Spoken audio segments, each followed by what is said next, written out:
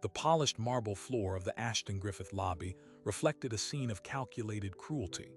A senior executive, her designer heels clicking like a metronome, berated the elderly janitor for a single water spot on the gleaming reception desk. 87 employees watched, frozen, from the atrium balcony above, but they weren't the most powerful witness. Silas Thorne, the reclusive billionaire who owned the entire corporation, stood silently in the shadows of a private elevator.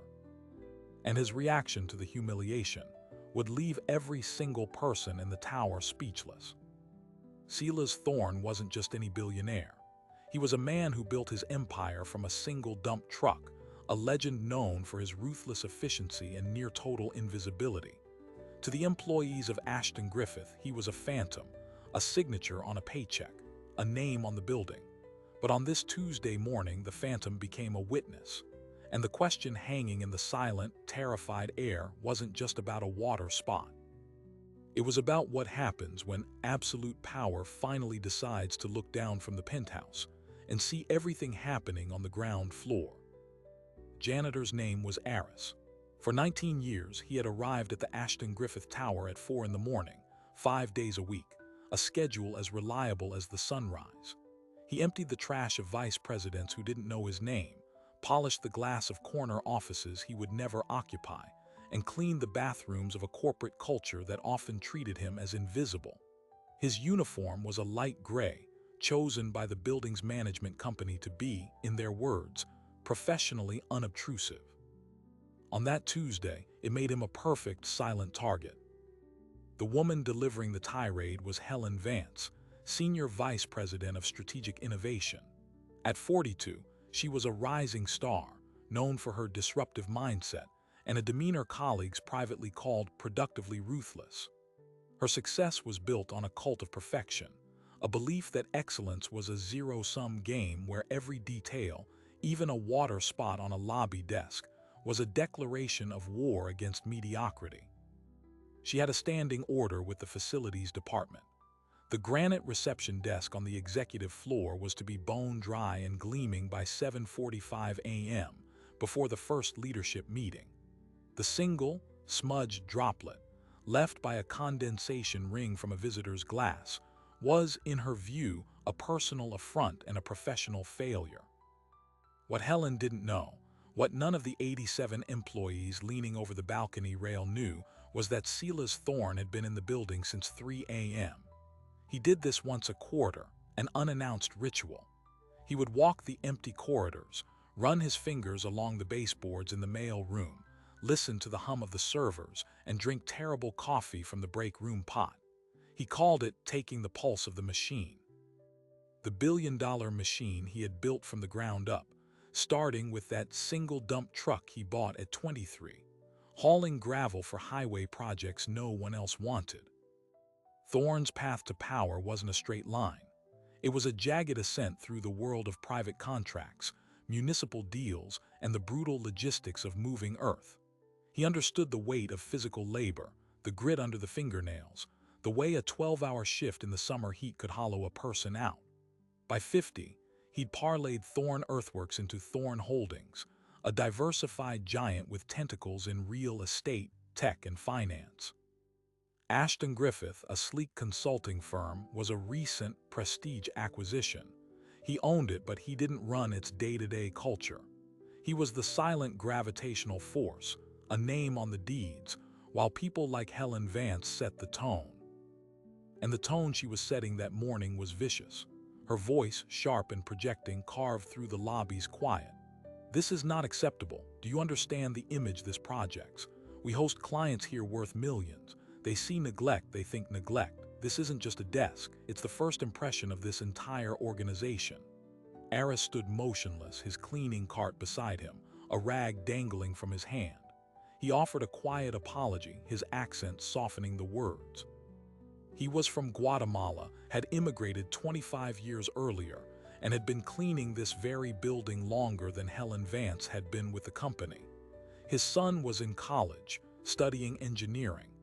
This job, this invisible job, was paying for that. The employees above were caught in a collective wince. They'd seen variations of this before. Helen chastising a barista for lukewarm lattes, an IT technician for a slow router reboot. It was part of her legend, but this felt different. It was more public, more visceral. There was a palpable power imbalance on display that made the air feel thin. Yet no one moved. The bystander effect, documented in 100 psychology papers, held them in place. To intervene was to risk becoming the next target, to invite the wrath of a powerful executive. The social and economic cost of speaking up felt astronomically high. Meanwhile, in the shadowed alcove of the private elevator bank, Silas Thorne watched. His expression was unreadable, a mask of weathered stone. He didn't see a water spot. He saw a fundamental fracture in the machine he owned.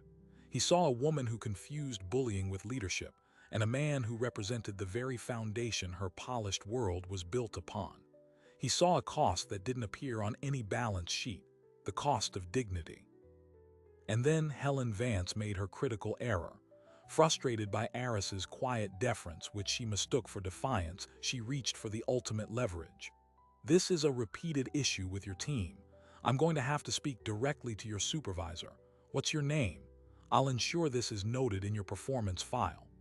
It was the threat of formal discipline, the gateway from disrespect to potential job loss. For a man like Aris, a notation like that could mean losing his shift, his health insurance, the delicate stability of his life. That's when the elevator door whispered open. Not the staff elevators, the private brushed steel car reserved for the C-suite and, theoretically, the building's elusive owner. Every head on the balcony swiveled. Helen Vance stopped mid-sentence, her professional radar blaring at the unexpected arrival. Aris simply looked down, bracing for another authority figure to compound his humiliation. Silas Thorne stepped out. He wasn't dressed in the uniform of the executive floor, no tailored suit, no power tie. He wore dark jeans, worn leather work boots, and a simple gray sweater. He looked less like a billionaire and more like a foreman from one of his old construction sites. He carried no briefcase, just a folded newspaper under his arm. He walked with a deliberate, quiet pace, his boots making a soft, solid sound on the marble. He didn't look at Helen Vance. He didn't look at the gawking employees above. He walked directly to the reception desk. He stopped, examined the offending water spot for a moment, then looked at Aris. His voice, when he spoke, was low, gravelly, and calm. That's a tough one. Mineral deposits from the glass. Vinegar and water works better than the blue stuff they give you. The silence that followed was absolute. It was the sound of a universe recalibrating. Helen Vance's face cycled through confusion, dawning horror, and finally, frozen recognition. She had seen Thorne's picture once in a corporate briefing packet. This man in work boots was the phantom. He was the gravity. Thorne then turned slowly, and for the first time his gaze landed on Helen. It wasn't angry. It was assessing, deeply disappointed, and utterly cold. "You're Helen Vance, strategic innovation." It wasn't a question. She managed a stiff nod. "Mr. Thorne, we weren't expecting you." "I know," he said. Then he gestured to the desk, then to Aris. "This man has been keeping this building standing longer than you've been formulating strategies. He knows more about the actual workings of this place than anyone on your floor. You just threatened his livelihood over a water stain." Helen's mouth opened, but no sound came out. The corporate script had no lines for this. Thorne took a step closer, his voice dropping even lower, but in the tomb-quiet lobby, every syllable carried.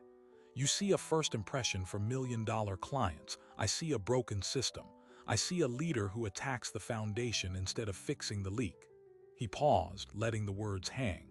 Then he delivered the line that would become corporate legend. "You were worried about the image this projects. So am I." He turned back to Aris. "What's your name?"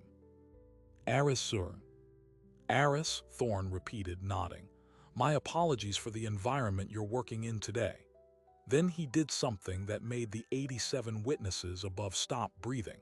He reached out his hand.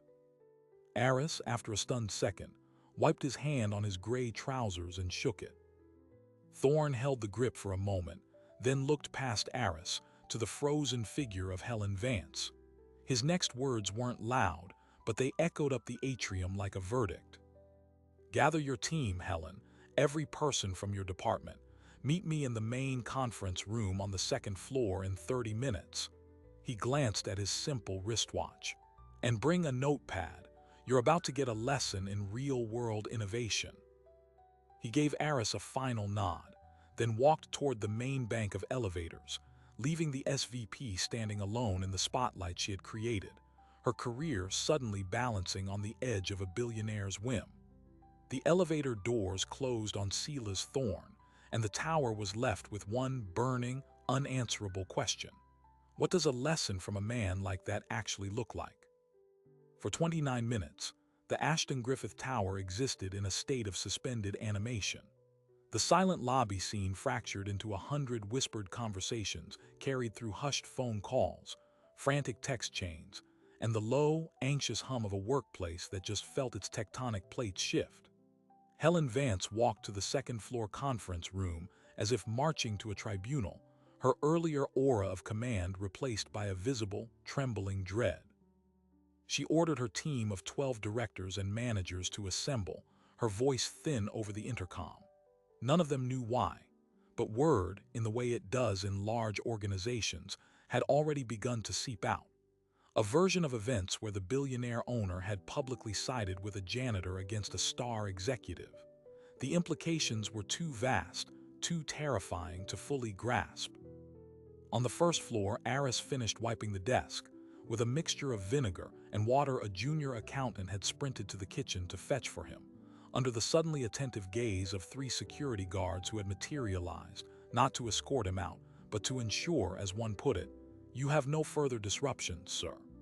He completed his shift in a daze, the weight of the handshake still warm on his palm. He clocked out at 10 a.m. as usual.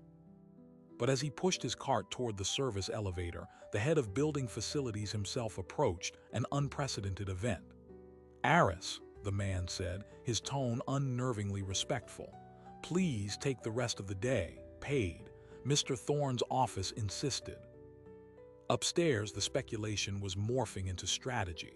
In the glass-walled conference room, Helen's team sat around the long table, a few nervously joking about Thorne maybe wanting to brainstorm a new logo. Helen said nothing, staring at the blank screen at the front of the room. At precisely 30 minutes after the hour, the door opened. But it wasn't Silas Thorne who entered. It was a woman in her 50s with a severe blonde bob and a black suit, followed by 2 assistants carrying laptops and binders. She introduced herself as Alina Shaw, Chief Compliance Officer for Thorne Holdings. The air in the room turned to ice. Compliance wasn't called in for brainstorming sessions. "Mr. Thorne has asked me to facilitate a preliminary review," Shaw began, her voice devoid of inflection. "This is not a disciplinary meeting, yet. It is a fact-finding discussion regarding management conduct and workplace environment within the Strategic Innovation Division, stemming from an observed incident this morning." She clicked a remote. Security camera footage, silent and in high definition, filled the screen. It showed the lobby from a high angle, capturing the entire exchange. Helen's gesturing, Aris's stillness, Thorne's emergence from the elevator, the handshake. Watching themselves as silent participants in their own potential downfall was a uniquely horrifying experience for the team. Shaw paused the video on Thorne's face, turned toward Helen. "We will be conducting interviews with each of you, individually, starting this afternoon. The scope includes, but is not limited to, observed interactions with subordinate or service staff, use of disciplinary threats, and the general culture of respect within the team." She looked directly at Helen. "Ms. Vance, you are relieved of direct supervisory duties pending the outcome of this review. You will report to me, and you will not communicate with your team about this matter. Is that clear?" Helen could only nod, her face ashen. The lesson had begun, and it was a forensic audit of her leadership. But this was just the first move on the board. Silas Thorne was already thinking several steps ahead. While Shaw conducted her quiet, terrifying review on the second floor, Thorne was in the penthouse office suite, a space he almost never used. He was on the phone with the chairman of the Ashton Griffith board, a man named Richard Peel who had been installed during the acquisition. "Richard, we have a culture problem. A deep, rotting one," Thorne said, staring out at the city skyline. "I witnessed it this morning. It's not one bad apple. It's a tree that's grown in the wrong soil." Peel, from his golf course in Florida, tried to downplay it. "Sela's, Helen Vance, is high-performing. She drives results. Sometimes that style can be abrasive. We can have HR talk to her." Thorne cut him off. "This isn't about an HR seminar. This is about value. That janitor heiress provides more tangible value to the actual operation of this asset than half the vice presidents drawing seven-figure salaries. He preserves the asset. They just occupy it. We've created a system that rewards people for bossing around the people who do the real work, and we call that leadership. I bought a company that's forgotten what work is." He hung up, then summoned his personal assistant, a man named Leo who had been with him for 20 years. "Leo, 2 things. First, get me everything on Aris.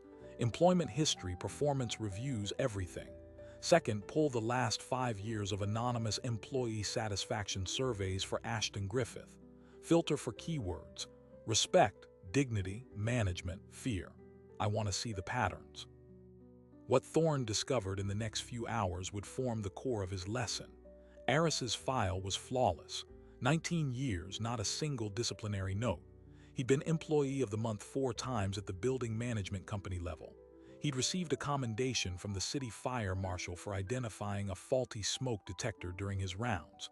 His performance reviews consistently read: reliable, takes pride in work, quiet and professional. The employee survey data was a horror show. Buried in the anonymized comments, which management had consistently dismissed as disgruntled noise, was a chronicle of quiet desperation.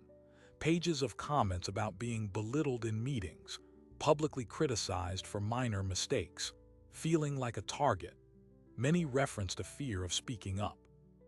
The data analysis showed a direct correlation. Departments with the highest rates of complaints about disrespectful management also had the highest voluntary turnover rates, sometimes as high as 40% per year. The cost of that turnover in recruitment, training, and lost productivity ran into the tens of millions. Thorne wasn't just looking at a moral failure. He was looking at a massive, self-inflicted financial wound. Meanwhile, the rumor mill had gone supernova. By lunchtime, the story had leaked to the business press. A cryptic item popped up on a financial news site. "Thorne Holdings, billionaire founder spotted in rare appearance at Ashton Griffith. Sources hint at cultural reckoning." Inside the tower, panic was now laced with a strange, hopeful curiosity. For the vast majority of employees who had felt powerless, the idea that the ultimate authority might be on their side was a revolutionary, if frightening, thought. That afternoon, Eleanor Shaw's interviews yielded devastating results. One by one, Helen Vance's team offered the protection of anonymity by the corporate oversight of Thorne Holdings itself, began to talk. They spoke of impossible deadlines set with deliberate humiliation, of credit stolen for their ideas, of a constant atmosphere of fear where the next public dressing down was always looming. They spoke of watching her treat administrative staff, cafeteria workers, and yes, janitorial staff, as invisible or as irritants.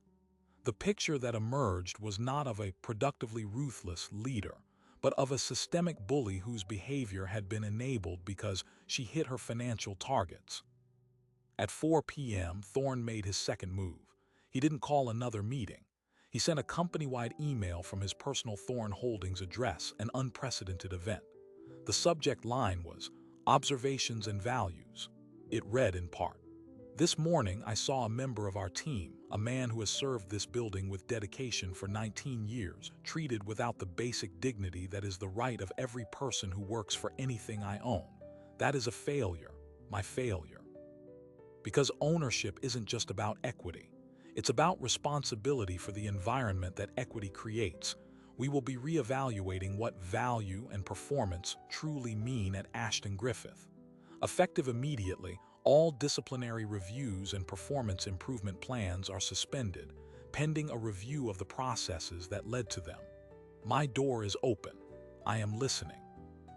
The email was a detonation. It was a billionaire publicly admitting fault and taking the side of the workforce against its own management. The HR department was thrown into chaos. Lawyers began feverishly reviewing policies. And Helen Vance, sitting alone in a temporary office, read the email and knew her career at the company was over. But Thorne wasn't finished with her yet. She was still a crucial part of the lesson. The next day, Thorne arrived early again. This time he went directly to the basement, to the janitorial staff's locker room and break area. It was a stark, fluorescent-lit space with cracked linoleum and old furniture, a world away from the bamboo-floored, espresso machine-equipped lounges of the upper floors. He sat with Aris and 5 of his colleagues as they prepared for their shift.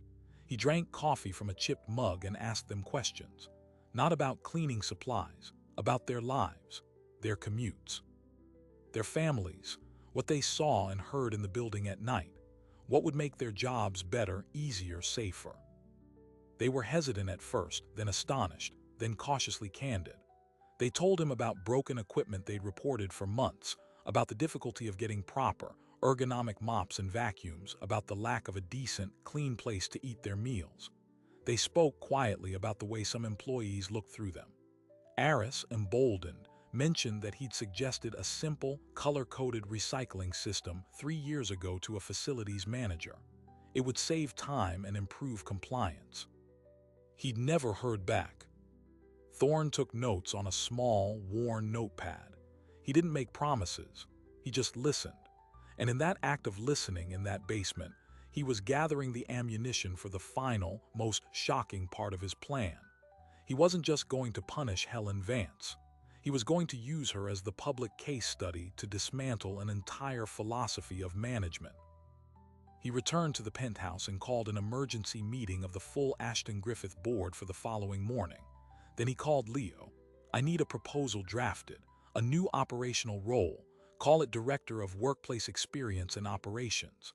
I want the requirements drafted and I want Aris's name put forward as the primary internal candidate.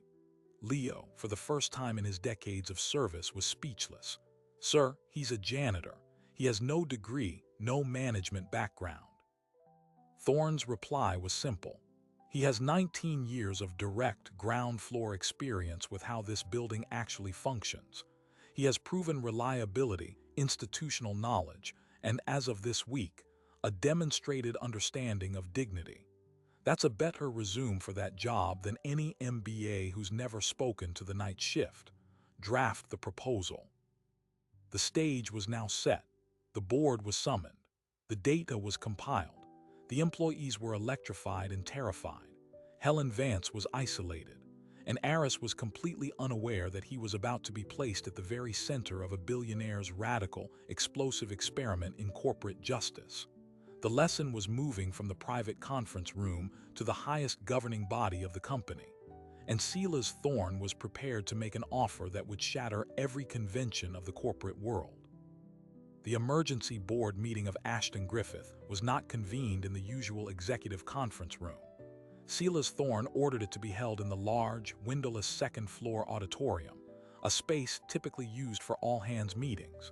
The symbolism was deliberate. This was not going to be a private conversation among elites. 7 board members, including the absent Richard Peel on a speakerphone from Florida, sat at a table on the stage facing rows of empty seats. Thorne stood at a simple podium in the center of the room. He had no slide deck, no glossy handouts, just his worn notepad and a single sheet of paper. He began not with the incident but with numbers. Last year, Ashton Griffith spent $28 million on recruitment, hearing bonuses, and onboarding for new professional staff, he stated, his voice echoing in the cavernous room.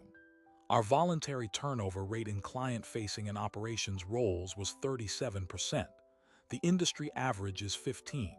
Do you know what the single most cited reason for leaving was in exit interviews?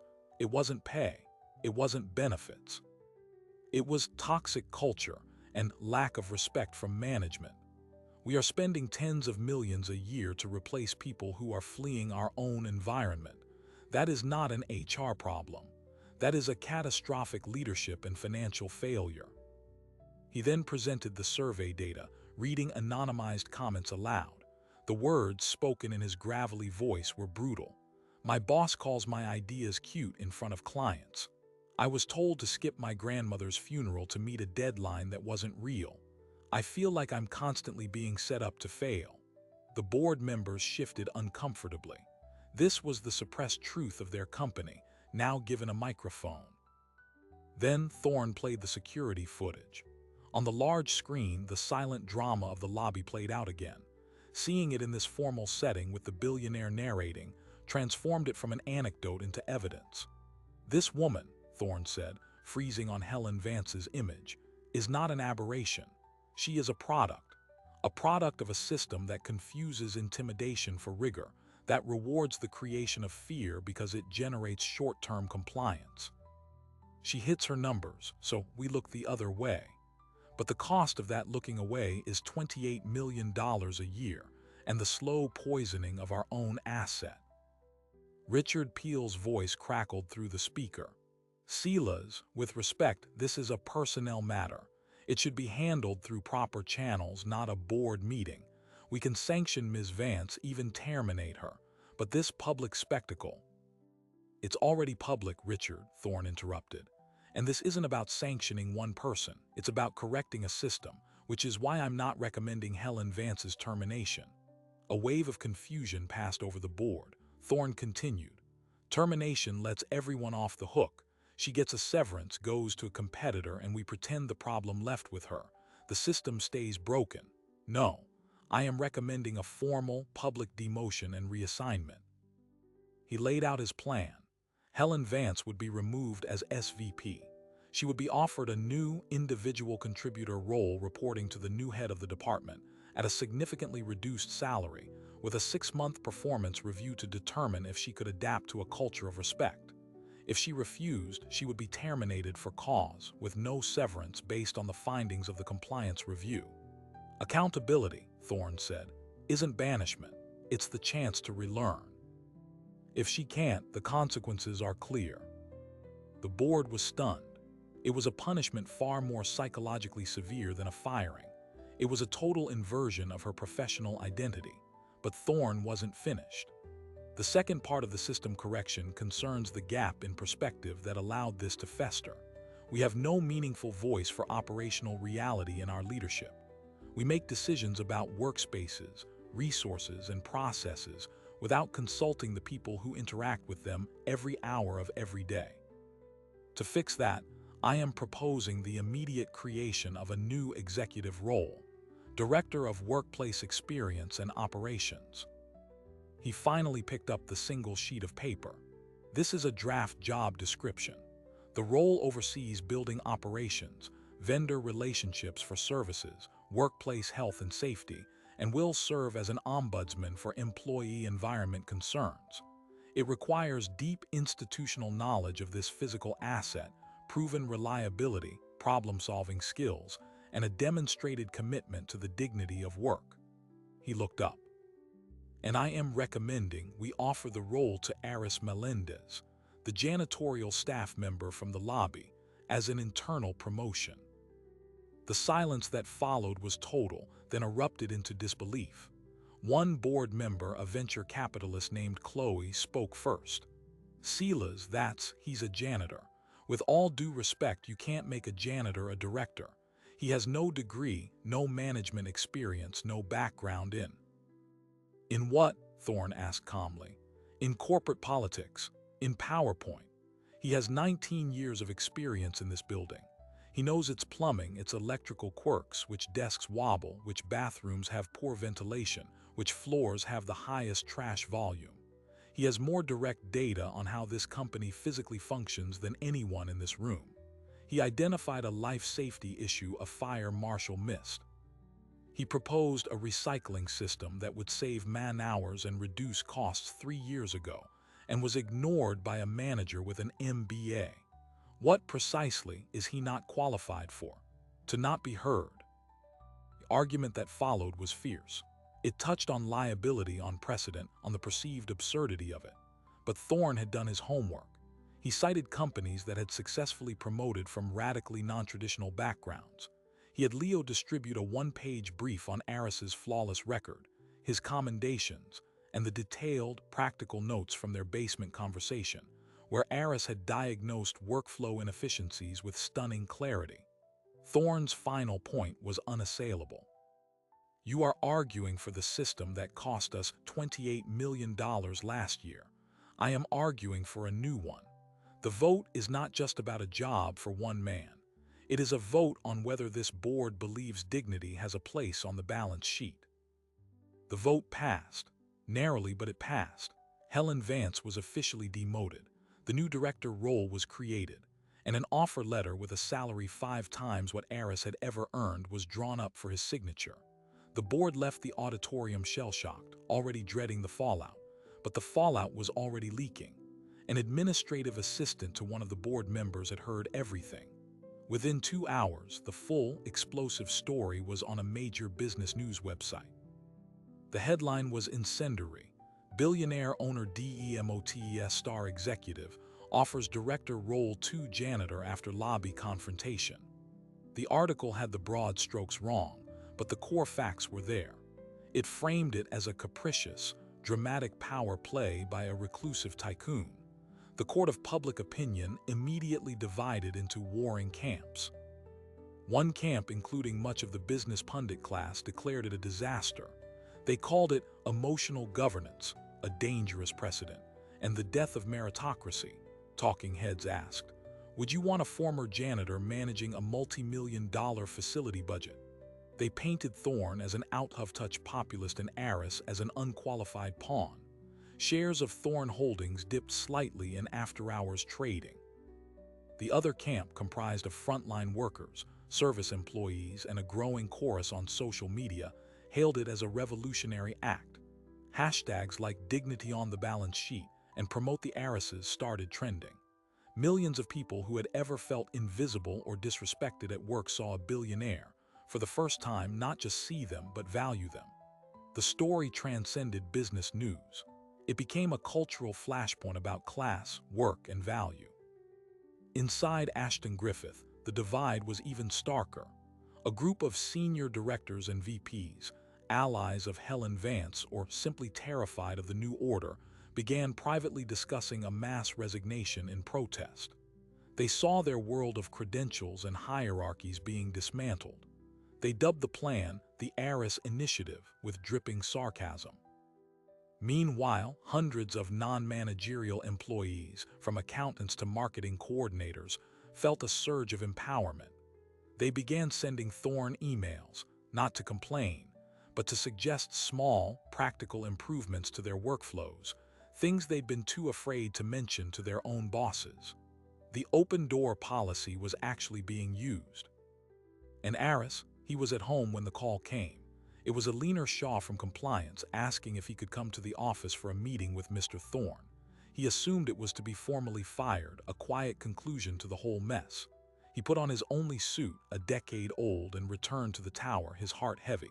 He was escorted not to the basement, but to the penthouse. When he entered Thorne's temporary office, he saw the billionaire and a woman from HR. Thorne gestured to a chair. "Aris, please sit. This may take a moment to explain." Thorne then laid out the entire sequence. The board meeting, the new role, the public story, the offer. He presented the offer letter. Aris stared at the number, then at the job title, director. He didn't understand. This is a mistake, sir. I cleaned the building. I can't do this." "Why not?" Thorne asked. "I don't have the education. The words for meetings. I'm not a director." "You told me about the recycling system. You told me about the faulty vent on the 4th floor that makes people cough. You told me the night shift doesn't have access to the same supply closet as the day shift, which wastes time. That's not cleaning. That's operations management. You've been doing the job for years. We just never had a title for it or the decency to listen." Thorne slid the letter closer. "The salary is one thing, but the job is this. You will have a team, you will have a budget. You will fix the things you've seen broken for 19 years. You will be the voice for everyone who works in this building but doesn't have an office. You will report directly to me. And yes, there will be meetings. You'll learn the words. I'll make sure of it." Aris looked from the paper to Thorne's face, searching for mockery for the trap. He found none. He found a weary kind of certainty. And the woman, Ms. Vance. She has been offered a different role. She will have the chance to work in a different way. That is her choice to make. Aris was silent for a full minute, the weight of the decision pressing down on him. It was an offer of unimaginable ascent, but also of terrifying exposure. He would be a target, a symbol in a world he didn't know. Finally, he spoke, his voice quiet but firm. "If I say yes, my team, the other men and women on the shift, their ideas matter too. Can I bring them with me, not to be directors, but to be heard?" A slow, genuine smile spread across Thorne's face. It was the first time anyone had seen it in the entire saga. "That," he said, "is the first official, perfect decision of the new director of workplace experience. Of course." Aris picked up the pen. His hand shook only slightly as he signed his name on the line that would change his life and send shockwaves through the entire corporation. The lesson was no longer theoretical.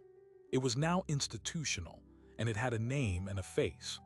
But as Aris walked out of the penthouse, a new director in an old suit, the forces arrayed against Thorne's experiment were already mobilizing for a counterattack. The battle for the soul of the company had just moved from the boardroom to the front lines of everyday work, and the real cost of dignity was about to come due. The first email Aris Melendez sent as Director of Workplace Experience was not about budgets or policy. It was a simple invitation to the entire janitorial and facility staff, all 42 people, for a meeting in the second-floor auditorium. He held it at 6 a.m. before the day shift started. He stood on the same stage where the board had voted on his fate, but he didn't use the podium. He sat on the edge of the stage in his work clothes and spoke in Spanish and English. He told them what had happened. He told them about the offer, about Thorne's question. And then he said, "He is listening. So now I am listening. Tell me everything that is broken." For an hour, they told him. The broken floor buffer that management refused to replace, forcing crews to work twice as long. The toxic mildew smell in the fourth-floor women's bathroom that had generated dozens of complaints but no work orders.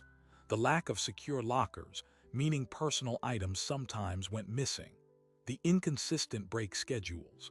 Aris took notes in the same methodical way he tracked his cleaning rounds. He didn't promise miracles. He said, "I will take this list to Mr. Thorne, and we will fix what we can in order, starting today." By 9 a.m., Thorne had approved an emergency capital expenditure to replace all aging cleaning equipment. By noon, a specialist was assessing the fourth-floor bathroom. The speed of the response sent a seismic message through the organization. This was not symbolism. This was operational change. Meanwhile, Helen Vance faced her choice. She was given 72 hours to accept the demotion to a senior analyst role, reporting to a manager she had once mentored at a 60% pay cut. Her lawyer advised her to sue for constructive dismissal. The board, fearing legal exposure, quietly urged Thorne to soften the offer. He refused. "The offer is fair. It is a chance. The courts will understand that a public humiliation and a documented pattern of bullying does not entitle one to a golden parachute." On the morning of the third day, Helen walked into Thorne's penthouse office. She had aged a decade in a week. "I'll take it," she said, her voice flat. "The analyst role." Thorne nodded. "You'll start next Monday. Your first assignment will be to analyze the workflow inefficiencies in the document processing department. You'll report to Lisa Chen. I suggest you listen more than you speak." Helen's acceptance, while a relief to the board, was seen as an even deeper humiliation by her former allies. The threatened mass resignation of senior staff materialized, but not as a grand protest. Over the next month, 7 vice presidents and directors quietly resigned, citing philosophical differences or new opportunities.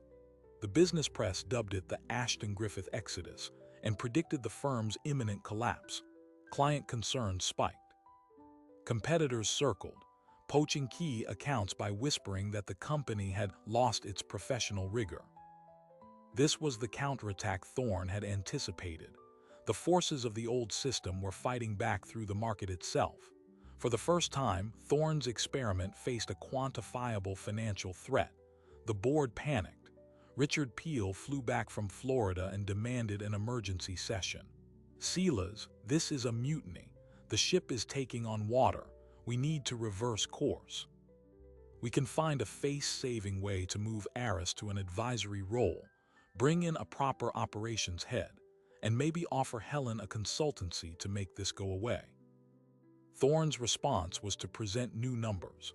While the senior Exodus dominated headlines, HR had been tracking other data. In the 3 weeks since the lobby incident, unsolicited resumes from top-tier talent had increased by 300%. The public narrative of a company fighting for dignity had struck a chord with a younger, values-driven workforce. More importantly, voluntary resignations among non-management staff, the expensive 37% turnover, had dropped to zero. Not a single person below director level had quit. Productivity metrics measured by output per team showed a 15% increase. The quiet quitting had stopped. "The ship isn't sinking, Richard," Thorne said. "It's being rebuilt at sea. The old guard is jumping off and new people want to get on. The cost of losing a few toxic rainmakers is far lower than the cost of the perpetual turnover they caused." He then unveiled Aris's first formal achievement. By reorganizing the cleaning schedules based on actual usage data he'd known for years, and implementing the color-coded recycling system, the facilities department was projecting an annual saving of $400,000 in labor and waste haulage costs. Aris had paid for his own salary 5 times over in his first month. He presented it not with flourish, but with a simple, 2-page report that clearly showed the math. The board was stunned into silence. The janitor wasn't just a moral symbol, he was a net financial positive. The external story began to pivot. A major magazine landed an exclusive interview with Aris. In it, he was humble, pragmatic, and startlingly insightful. He spoke not in corporate jargon, but in the clear language of problem-solving. "A building is like a body," he said. "The executives are the brain, but if the hands are hurt or the stomach is sick, the brain cannot think clearly. My job is to make sure the body is healthy so the brain can do its best work." The quote went viral. The narrative shifted from Billionaire's whimsy to unconventional wisdom. Inside the tower, the culture began its slow, tangible transformation. Aris instituted a monthly ground floor forum where any employee could raise issues about their workspace. He had the cracked linoleum in the basement break room replaced. He approved a pilot program for flexible hours for parents on the cleaning staff. He was a visible, approachable presence. The fear that had permeated the lower levels of the company began to dissipate, replaced by a cautious, growing trust. Helen Vance, in her new role, became a ghost in the machine. She did her analytical work with cold competence, but she spoke to no one. The once powerful networker now ate lunch alone. Some saw it as poetic justice.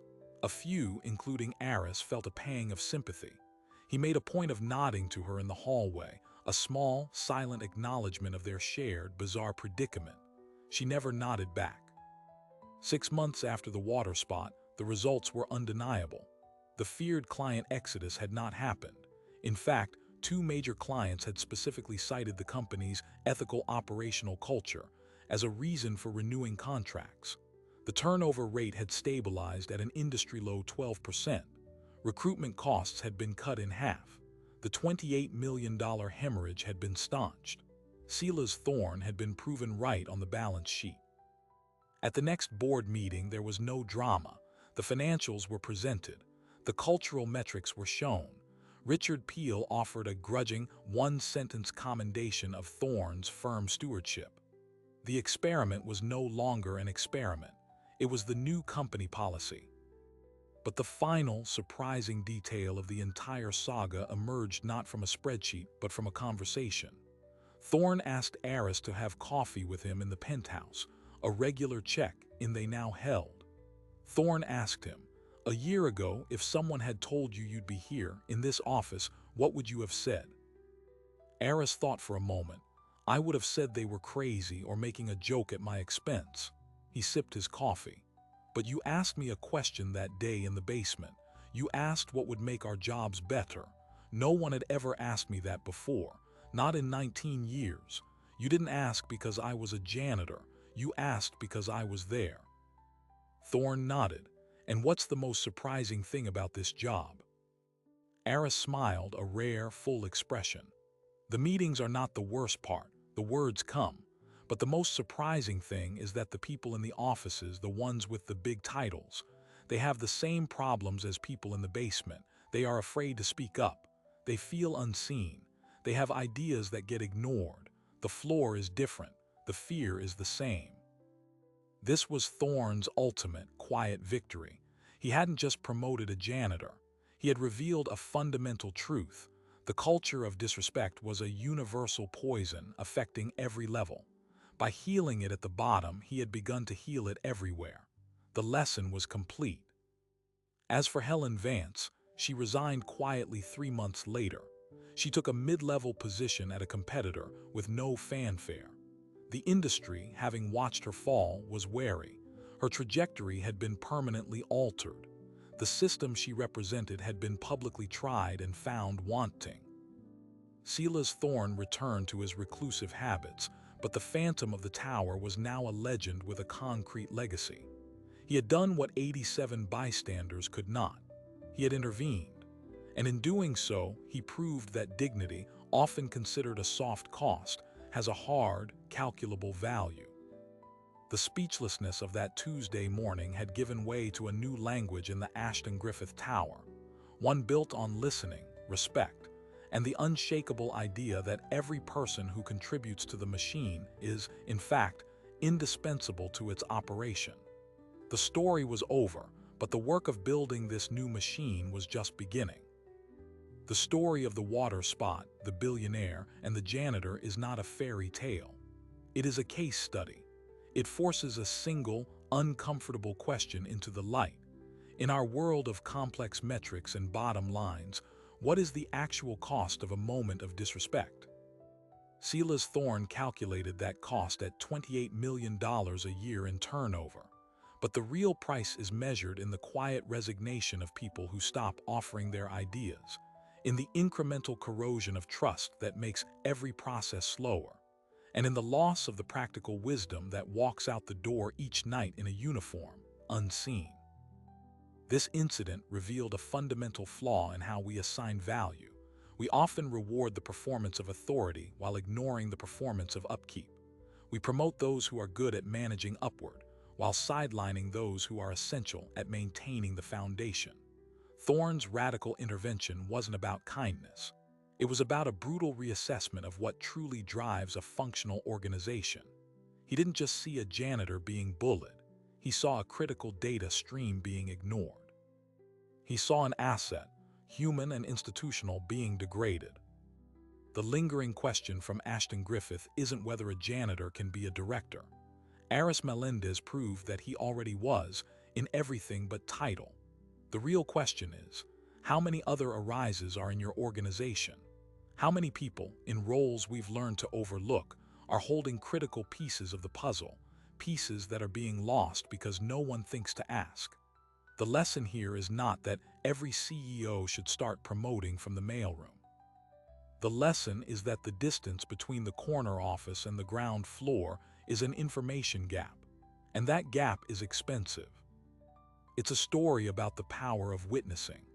87 employees saw the same scene, but only one had the power and the perspective to change its meaning. It challenges every one of us. When we see a fracture in the culture around us, however small, do we look away? Or do we recognize it as a symptom of a larger crack in the system? Silas Thorne's experiment worked not because he was a billionaire, but because he was willing to use his power to recalibrate an entire system's understanding of worth. He traded short-term chaos for long-term stability, and in doing so, he highlighted a truth we often forget.